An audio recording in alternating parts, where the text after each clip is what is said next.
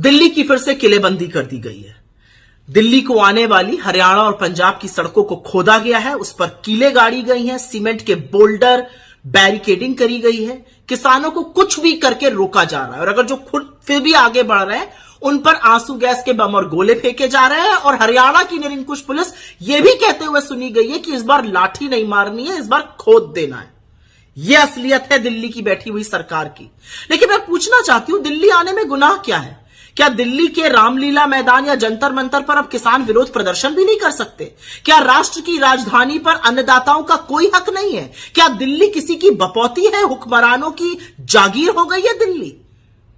तीन बातें कहूंगी यहां पर और ये कहनी जरूरी है। किसानों ने लगातार समाधान का वेट किया, इंतजार किया। 794 दिन हो गए हैं और उसके बाद भी आज भी किसानों को एमएसपी पर कोई भी सुनिश्चित समाधान नहीं मिला। 794 दिन पहले किसानों ने अपना आंदोलन वापस लिया था, आपकी समिति को सहर्ष स्वीकार किया था। 6 महीने से पूछ रहे समिति का क्या हुआ, सरकार के पास कोई जवाब नहीं है। बजट आकर चला गया और असलियत यह है कि उस बजट में कृषि में कभी 4.5% से ज्यादा खर्चा होता था, अब वो घटते घटते घटते 2.5% के करीब आ पहुंचा है। स्टैंडिंग कमेटी, स्थायी कमेटी पार्लियामेंट की यह बता रही है कि 1 लाख रुपए से ऊपर, 1 लाख करोड़ रुपए से ऊपर जो कृषि का खर्च था वो राजकोष में वापस कर दिया गया है। तो किसान क्या करे? वो किसका मुंह देखकर बैठे? और अब एक नई भ्रांति फैलाई जा रही है। चरण चुंबक मंडली के पास साहब की ओर से व्हाट्सएप पर एक खर्रा आया है, अरे 11 लाख करोड़ खर्चा हो जाएंगे अगर एमएसपी लग गई। मान्यवरों, 2 बातें समझिए। एमएसपी जो है वो प्राइस स्टेबिलिटी के लिए होती है। अगर दाम गिर जाए, किसानों को नुकसान ना हो तो एमएसपी पर खरीद हो। तो कभी भी पूरी एमएसपी पे खरीद नहीं होगी। प्राइवेट सेक्टर भी खरीदता है, गवर्नमेंट भी खरीदती है। यह प्राइस स्टेबिलिटी का साधन है। कोलैप्स जब प्राइस होता है तब आती है, लेकिन इतनी समझ में आपसे कहां आशा करूं। दूसरा, इतनी उत्तेजना और इतनी चिंता 14.5 लाख करोड़ का जब ऋण माफ किया गया बड़े बड़े पूंजीपतियों का, तब नहीं दिखी।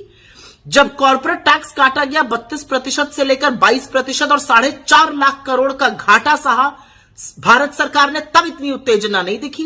किसान की बात होगी और उत्तेजना शुरू हो जाएगी। और अब एक नई चीज कही जा रही है, चुनाव नजदीक आ गया तो किसान ये कर रहे हैं। हां, बिल्कुल कर रहे हैं।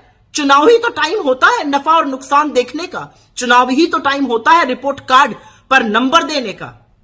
आपको क्या लगता है, चुनाव पास आ गए तो देश के बेरोजगार, देश के युवा, देश की महिलाएं, देश के किसान, देश के श्रमिक कुछ नहीं बोले, उंगली मुंह पर रखकर चुप हो जाए क्योंकि चुनाव पास आ गया है? यही तो वक्त है सरकार को आईना दिखाने का और बिल्कुल ठीक कर रहे हैं किसान जो सरकार को आईना दिखा रहे हैं। और मैं साधुवाद करती हूं राहुल गांधी जी का, कांग्रेस पार्टी का, हमारे अध्यक्ष खड़गे जी का, जिन्होंने आज ऐतिहासिक ऐलान किया है कि हमारी सरकार बनेगी और हम एमएसपी का कानून बनाएंगे जिससे किसानों के साथ न्याय हो।